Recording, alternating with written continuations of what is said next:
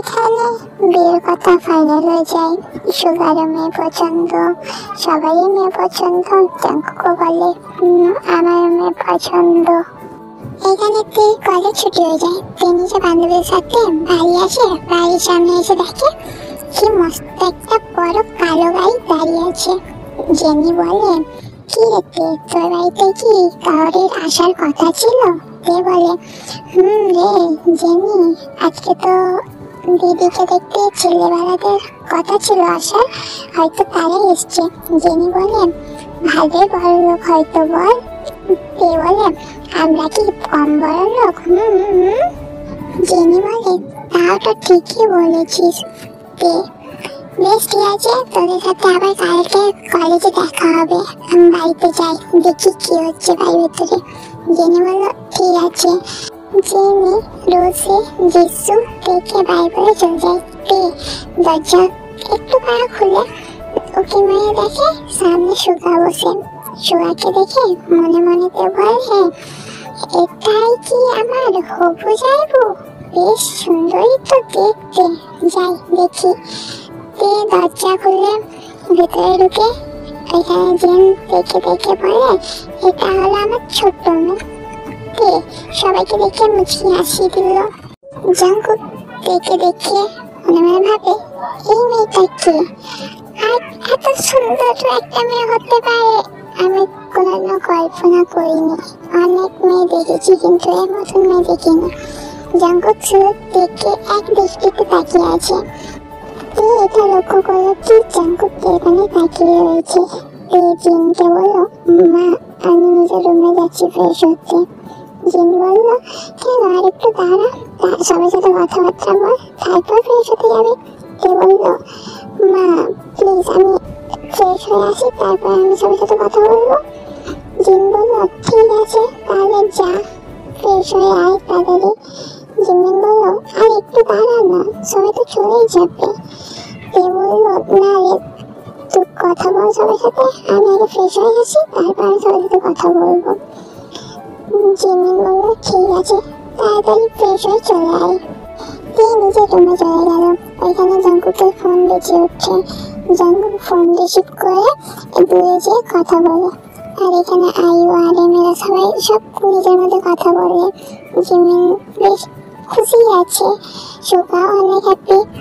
তারপরে জাঙ্কুক এসে বলে মা বাড়ি চলো, আমাকে যেতে হবে, আমার ইম্পর্টেন্ট কাজ এসছে, আমাকে সাউথ কোরিয়া ফিরে যেতে হবে। আইউ বলে এত তাড়াতাড়ি চলে যাবে তো, কাজ বাজ এখন হবে না, থাকতে হবে, বিয়ের পর যাবে তো।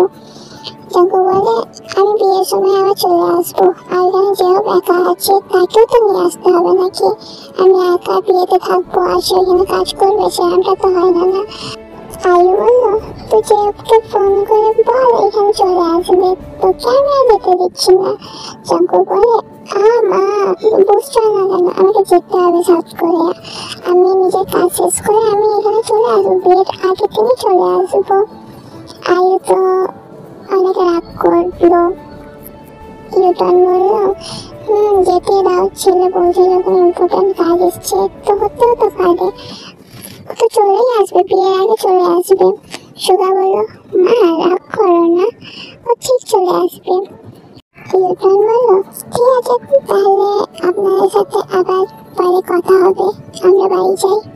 আইরিন বললো সাবধানে যাবেন, ভালো থাকবেন কিন্তু। ইউটার্ন বললো জাঙ্কুক নিজের বাড়িতে এসে তাড়াতাড়ি করে ব্যাকপ্যাক করে নিচে এসে জিওকে ফোন দিয়ে বলে তুই আমার তাড়াতাড়ি করে ফ্লাইটটা টিকিট করে দে।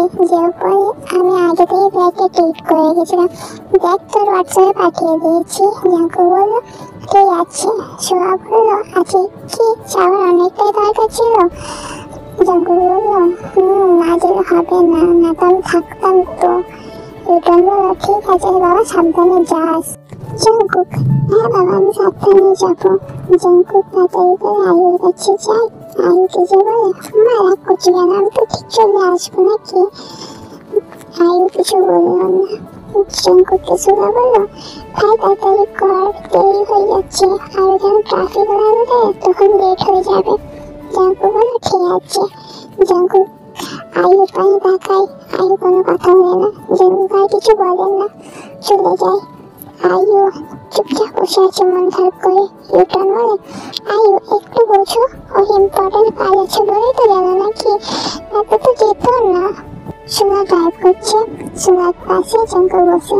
জাঙ্কুককে সুগা বলল, ভাই একটা কথা বলবো, কিছু মনে করবি না? জাঙ্কুক বলল, কি বল? সুগা বলল, ভাই তোর ভাবি কেমন হয়েছে বলবি না তো? জাঙ্কুক বলল, তোর কেমন লাগলো? সুগা লজ্জা পেল একটু, লজ্জাতে বলল, বেশ ভালোই লাগলো। জাঙ্কুক বলল, তা আমার পছন্দ হয়েছে, আমি কি কিউট দেখতে আমার ভাবিটাকে? সুগা বলল, হ্যাঁ রে, ঠিকই বলেছিস, অনেকই কিউট দেখতে। জাঙ্কুক বলল, অজর কথা এখন বাদ দে, তাড়াতাড়ি করে ড্রাইভ কর, না তো দেরি হয়ে যাবে। সুগা তাড়াতাড়ি করে ড্রাইভ করে ফ্লাইটে পৌঁছে দিয়ে আসলো। ফ্লাইটে ওঠার আগে জাঙ্কুককে বলল, সুগা পৌঁছে গেলে ফোন দিস। জাঙ্কুক বলল, ঠিক আছে। এখানে অনেকটা রাত হয়ে গেছে, জিন পেদেরকে খাওয়ার জন্য ডাকছে। জিমিন, খেতে নামবি না? খেতে আয়, খাবে না নাকি এরা সব? কই রে, নামলি খেতে? বলল, যাচ্ছি মা। নিচে গেল, নিচে গিয়ে বসে আছে ডাইনিং টেবিলে। জিন বলল, জিমিন কই রে? বলল, কোথায় আবার থাকবে, নিজের ঘরেই আছে হয়তো। জিন বলল, ওকে খাবে না নাকি? বলল, দাঁড়াও আমি যাচ্ছি, আমি ডেকে নিয়ে আসছি। জিন বলল, যা ডেকে নিয়ে আয়। জিমিনের ঘরে যেয়ে দেখে কি দরজা খোলা আছে, জিমিন খাটের উপরে বসে আছে, কি যেন ভাবছে। গেল, যে জিমিনের পাশে বসে গিয়ে বলে, কি রে দিদি, কোথায় হারিয়ে গেছিস? জিমিন বলল, না সেরকমটা কিছু না। বলল, সবই বুঝি, না বোঝার মতন কিছুই না। হ্যাঁ। জিমিন বলল, না রে পাগলি, সেরকমটা কিছুই না। বলল, না রে, এমনিতে জাইবুকে অনেক ভালোই লেগেছে, মানাবে কিন্তু তোর সাথে। জিমিন বলে, তুইও না, ছাড়োর কথা বাদ দে। জিমিন বলল, চ খাবো গা। বলল, মা তো কখনোই রাখছে, তুই তো কোনো সারা শব্দই দিস না। জিমিন, তাই বুঝি, চ খাবো গা। বলল, চ। জিমিন নিচে গেল। জিমিন ডাইনিং টেবিলে বসে আছে। আরিম এলো, এসে জিমিনের পাশে বসলো। জিমিনকে বলল, কি রে মা, ছেলে পছন্দ হয়েছে তো? জিমিন মুখ নামিয়ে বলল, বাবা পছন্দ। আরিম বলল, তাহলে তো কোনো সমস্যা নেই, এবার শুধু বিয়ে পালা, তাই না? জিমিন হাসছে, হাসছে। জিন বলল, বলল, কিন্তু তাড়াতাড়ি বিয়েটা করো, আমার সামনে ফাইনাল এক্সাম না, আমি তখন দেখবা টাইম দিতে পারবো না, কলেজও তো ছুটি করতে পারবো না।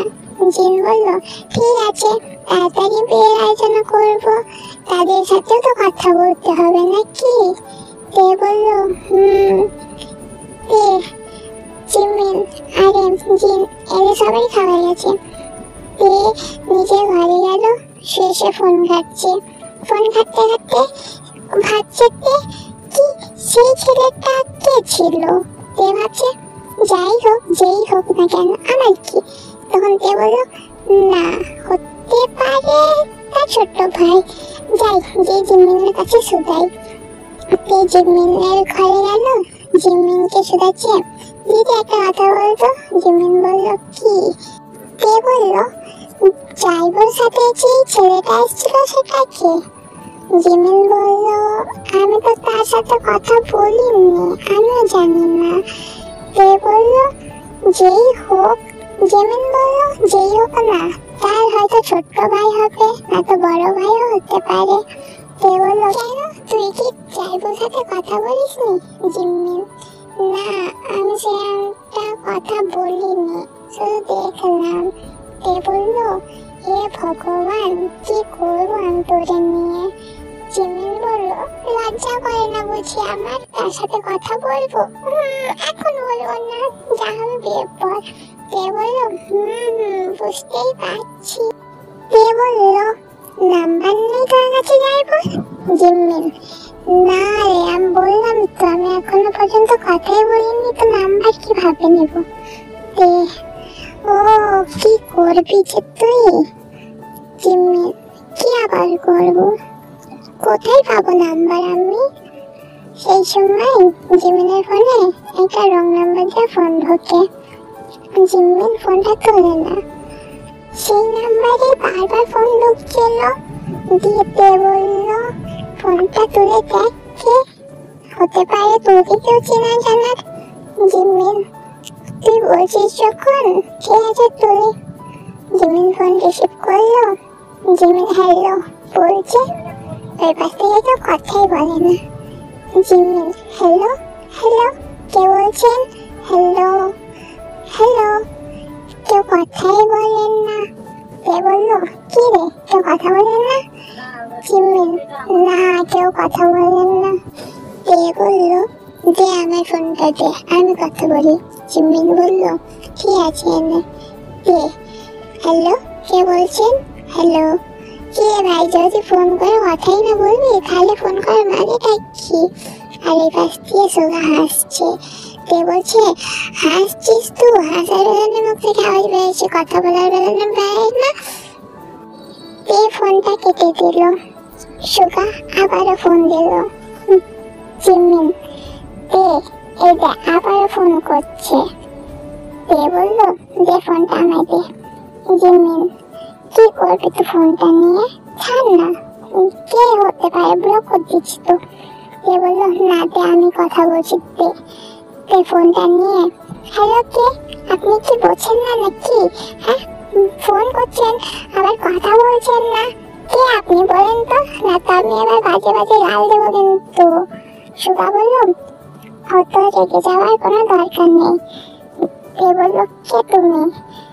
সুগা বললো, কে আমি, দেখো কে আমি। কে বললো, বলেন তো কে আপনি? কে, প্লিজ বলেন না আপনি কে? সুগা, আমি আমি তোমাকে চিনি, অনেকদিন ধরে চিনি।